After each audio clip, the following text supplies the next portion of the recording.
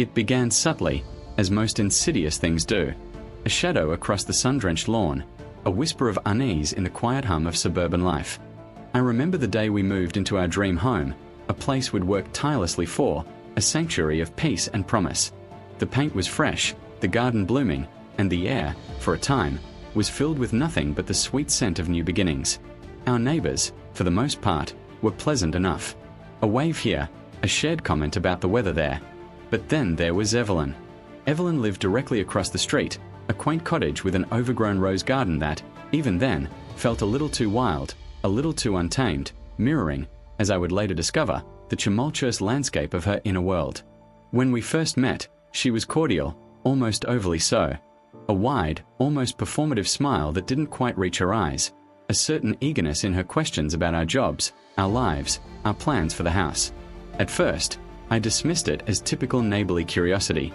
A new family in the block is always a topic of discussion, a fresh canvas for local gossip. But Evelyn's interest, I soon realized, wasn't just curiosity, it was an infiltration. It was the first tendril of a vine that would eventually seek to choke the very life out of my existence. The initial signs were innocuous enough to be brushed aside. Comments about our new car appearing in the driveway, remarks about the new garden furniture, observations about when we left for work and when we returned. "Oh, you're quite the early bird, aren't you?" she'd say, her tone light, but her eyes holding a glint that felt less like admiration and more like assessment. Or, "Your new patio looks lovely. I saw you had a few friends over last night, enjoying the evening." Each time, I'd offer a polite smile, a brief acknowledgement, never quite understanding the undercurrent of her words. I was new to the neighborhood, eager to be friendly, to foster a sense of community. I wanted to believe the best in people, a naive optimism that would soon be shattered into a million irreparable pieces. Then came the incidents that started to chip away at my comfort. Small things, easily explained away if you tried hard enough. A package delivered to our door, left in plain sight on the porch for hours, and Evelyn would materialize, seemingly out of nowhere, to inform us it had arrived. "Just wanted to make sure you knew it was there," she'd say, always with that same unsettling smile. It felt less like a helpful gesture and more like a surveillance report. Or the way her curtains, always slightly ajar, seemed to shift whenever we stepped outside, a subtle movement that suggested a constant, watchful eye. My husband, bless his pragmatic heart, would often say, "She's just an old lady, probably a bit lonely. Don't overthink it." And for a while, I tried not to. I tried to convince myself that my growing unease was just my own paranoia, a hangover from the stresses of moving and settling in. But the feeling persisted, a dull ache in the back of my mind, a constant whisper of being observed. I found myself instinctively looking towards her house before stepping out, a subconscious reflex born of repeated exposure to her watchful presence. It was like living under a microscope, every mundane act of daily life suddenly imbued with an unseen audience. We'd be having dinner on our patio, a private, intimate moment, and I'd feel a prickling sensation on the back of my neck, only to glance over and see a fleeting movement behind Evelyn's sheer curtains. It wasn't just a casual glance, it was an active observation, a deliberate intrusion into our personal space, our personal time. The air around our home, which once felt so light and free, began to feel heavy, suffocating, as if every breath we took was being catalogued, analyzed, judged. Her questions grew more probing, less about general pleasantries and more about specifics. "Are you taking a vacation soon? I saw you looking at travel brochures the other day." How could she have seen that? Our living room window faced away from her house, partially obscured by a large oak tree. It was a detail so specific, so unnervingly accurate, that it began to erode the foundations of my denial. My husband started to notice it too, the way she seemed to know things she shouldn't, the subtle, almost imperceptible shifts in her demeanor when we shared good news, a promotion, a successful project, a particularly lovely weekend getaway. Her smile would tighten, her eyes would lose that initial feigned warmth, replaced by a fleeting shadow of something darker, something colder. Envy. It was the only word that truly fit. A silent, simmering resentment that she struggled to conceal, a venomous current beneath the placid surface of her forced geniality. The incidents escalated, moving from mere observation to active interference. We started finding small, peculiar things. Our mail, sometimes, would be slightly out of place, as if someone had gone through it and then hastily reinserted it into the mailbox. Our recycling bin, meticulously sorted, would occasionally have items in the wrong compartments, or strange things mixed in that weren't ours. These were small, almost negligible acts, easy to dismiss as a strong gust of wind or an oversight on our part. But the pattern, the increasing frequency, began to form a narrative of deliberate, malicious intent. It was psychological warfare waged with passive-aggressive gestures, designed to sow doubt, to erode trust, to make us question our own sanity. One afternoon, I was working in my garden, pruning roses, a task I usually found therapeutic. Evelyn emerged from her house, ostensibly to water her own plants. She walked slowly along her property line, casting casual glances our way, her presence a heavy weight in the otherwise peaceful afternoon. Then, she started talking, not directly to me, but loud enough for me to hear, a monologue about how some people just have everything handed to them, how some people don't appreciate what they have, how some people are just lucky while others struggle. Her words were laced with bitterness, dripping with unspoken accusations. I pretended not to hear, focusing on my roses, my heart pounding with a mixture of anger and confusion. It was a cowardly attack, an indirect assault designed to wound without leaving a visible mark. It was then, truly then, that I understood the depth of her resentment. It wasn't just about what we had, it was about what she perceived * we didn't deserve *. The turning point, the moment the veil of plausible deniability was irrevocably torn, came during a particularly stressful period in my life. My mother had fallen ill, requiring frequent hospital visits, and my job, always demanding, had reached a fever pitch. I was exhausted, emotionally drained, and barely keeping my head above water. During this time, our beloved pet cat, a fluffy ginger tabby named Marmalade, went missing. Marmalade was an indoor-outdoor cat, but always came home for dinner.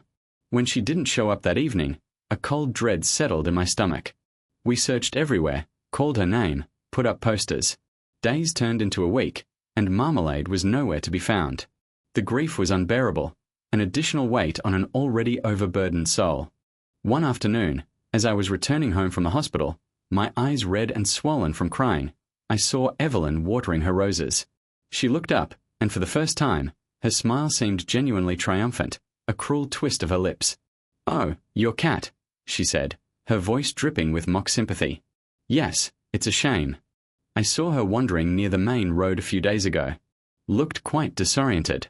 I almost called you, but then I thought, oh, they're so busy, they probably wouldn't appreciate the interruption. And besides," she paused, her gaze locking onto mine, a chilling intensity in her eyes. "You know how cats are. They wander. They get into trouble. Sometimes they just disappear, don't they?" Her words were a dagger, twisted with precision. It wasn't just the implication that she had seen Marmalade and done nothing. It was the casual cruelty of her tone, the knowing look, the thinly veiled suggestion that it was somehow * our fault * for being too busy. It was a moment of pure, unadulterated malice, a deliberate act of emotional sabotage. I stood there, speechless, tears welling up again, not just for Marmalade, but for the shattering of my last shred of hope for Evelyn. This wasn't just envy. It was something far more sinister, a desire to inflict pain, to revel in our misfortune. From that moment on, the battle lines were drawn, unspoken but undeniably present. Our home, once a sanctuary, now felt like a battleground. The weeks that followed were a blur of grief, exhaustion, and a growing sense of vulnerability. Evelyn's behavior became more overt, less subtle. She would often stand in her yard, staring directly at our house for extended periods, an unnerving, silent vigil. If we were outside, she would sometimes turn her back, but her posture, rigid and attentive, still communicated her unwavering focus on us. It was a constant reminder, a psychological pressure that slowly but surely began to erode our sense of peace and privacy. We installed security cameras, a decision that felt invasive at first, but soon became a necessary evil. We hoped it would deter her, or at least provide some documentation if things escalated further. Little did we know, it would become crucial evidence in the nightmare that was about to unfold. The false accusations began with a series of anonymous complaints to the Homeowners Association. First, it was about our lawn, supposedly overgrown and unkempt, despite my husband's meticulous weekly care. Then, it was about our garbage bins, left out for too long after collection, even though we followed the schedule precisely. Each complaint was vague, lacking specific dates or times, and easily dismissed by the HOA when we provided photographic evidence of compliance. But the intent was clear: to harass, to burden, to create an atmosphere of constant scrutiny and stress. We knew it was Evelyn. There was no other neighbor with such a singular, obsessive focus on our daily lives. Then came the bigger accusations, the ones that truly threatened to unravel our lives. One afternoon, a police officer appeared at our door. My heart sank. "Are you Mr. and Mrs., our last name?" he asked, his tone neutral, professional. We confirmed. "We've received a complaint," he continued, "regarding excessive noise and late-night disturbances coming from this residence. Specifically, loud music, shouting, and what was described as aggressive behavior on several occasions over the past few weeks." My husband and I exchanged incredulous glances. Loud music, shouting, aggressive behavior. Our home was, if anything, a haven of quiet. We rarely entertained large groups, and when we did, it was always during reasonable hours, with respectful noise levels. We hadn't had a party in months. My mother's illness meant our evenings were typically spent in quiet reflection, or catching up on work after long days. We explained this to the officer, offering to show him our security camera footage, which would clearly demonstrate the absence of any such disturbances. He took down our statements, looked around briefly, and left, a flicker of doubt in his eyes. That night, sleep was impossible. The audacity of it, the sheer malice of fabricating such a story, gnawed at me. It wasn't just an annoyance anymore. It was an active attempt to damage our reputation, to involve law enforcement, to inject chaos and suspicion into our lives.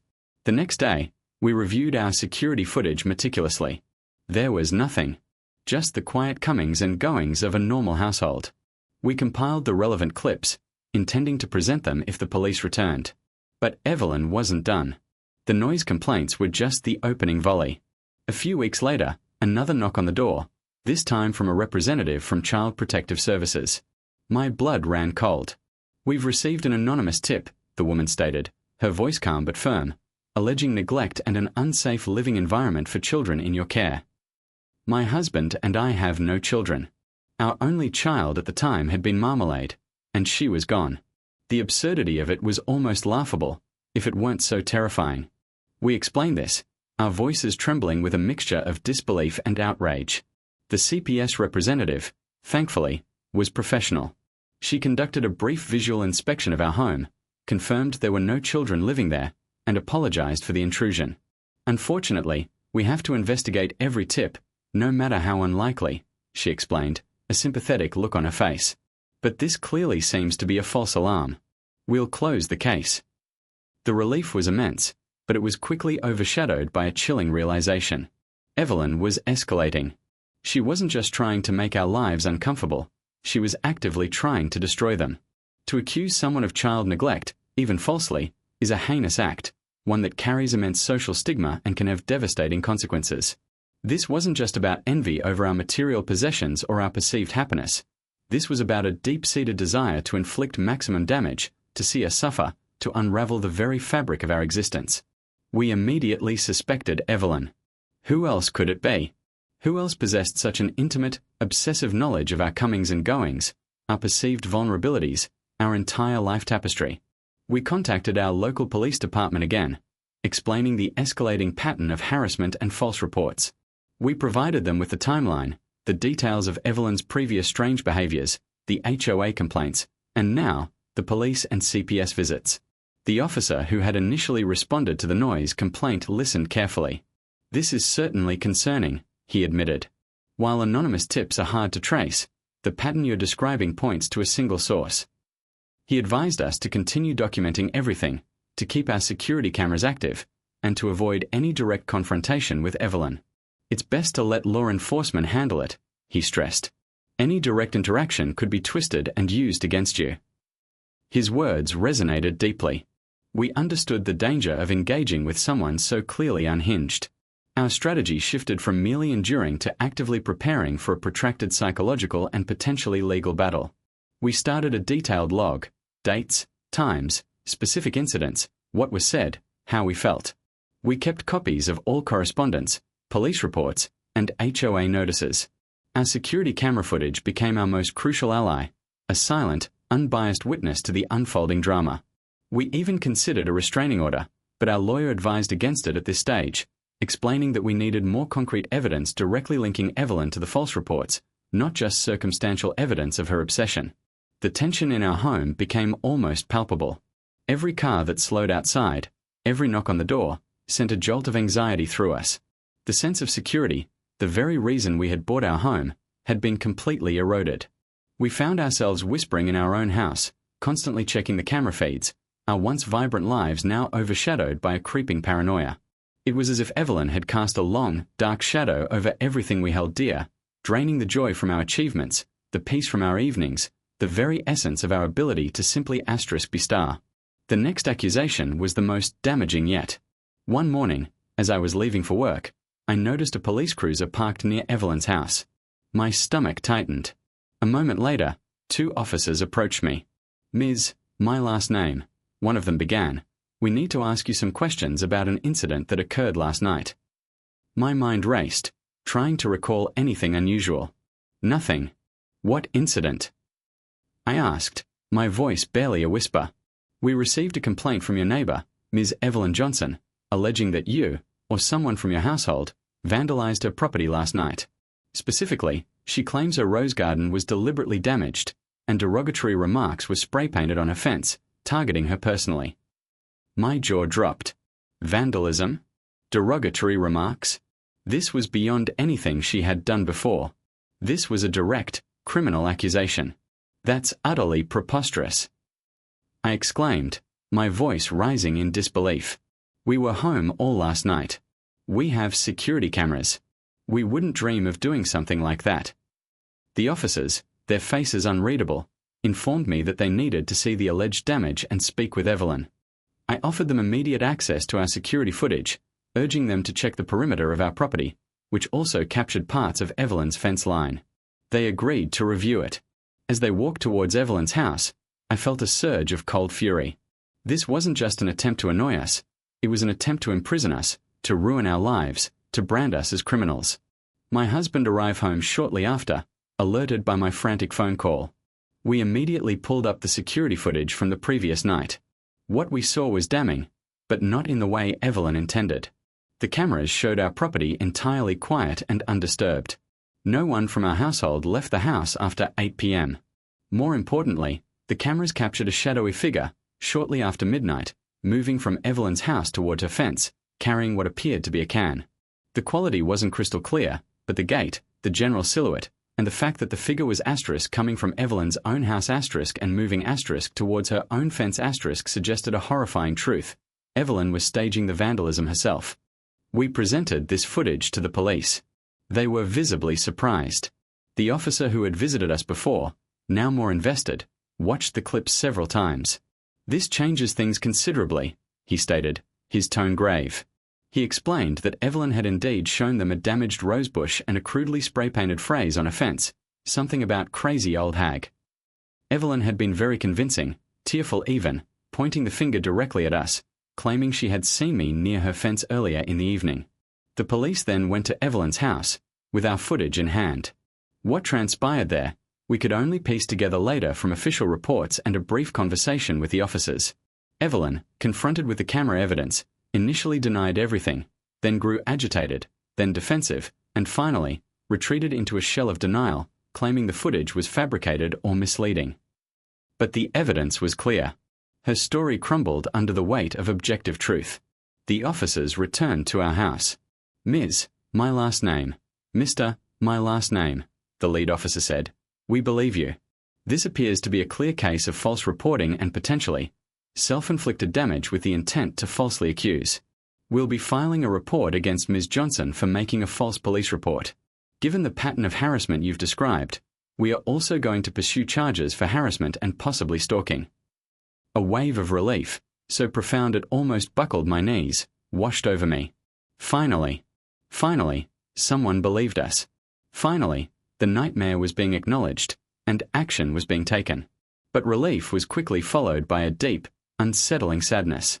How could someone harbor such intense hatred, such consuming envy, that they would go to such extreme lengths to destroy another person's life? What kind of void existed within Evelyn that our happiness, our peace, our very existence, became a source of such bitter resentment? The subsequent weeks were a whirlwind of legal proceedings. We had to give formal statements, provide our detailed log of incidents, and testify about the emotional and psychological toll Evelyn's obsession had taken on us. The security camera footage became the cornerstone of the prosecution's case. It showed Evelyn's constant surveillance, her strange behaviors, and ultimately, her staging of the vandalism. Her initial false reports to the HOA, the police, and CPS, while harder to definitively link to her, were presented as part of a wider pattern of harassment, demonstrating her malicious intent. Evelyn, when confronted in court, was a shadow of her former self. The feigned pleasantness was gone, replaced by a sullen, defiant bitterness. She tried to portray herself as the victim, claiming we were tormenting her, that we were the ones who were noisy and disrespectful. She even tried to claim that the security footage was doctored, that we had manipulated it to frame her. But her arguments were weak, unsupported by any evidence, and contradicted by her own actions. The prosecutor painted a clear picture of a woman consumed by envy, whose obsession with her neighbors' lives had spiraled into a dangerous campaign of harassment and false accusations. The judge, after hearing all the evidence, found Evelyn guilty of making a false police report and harassment.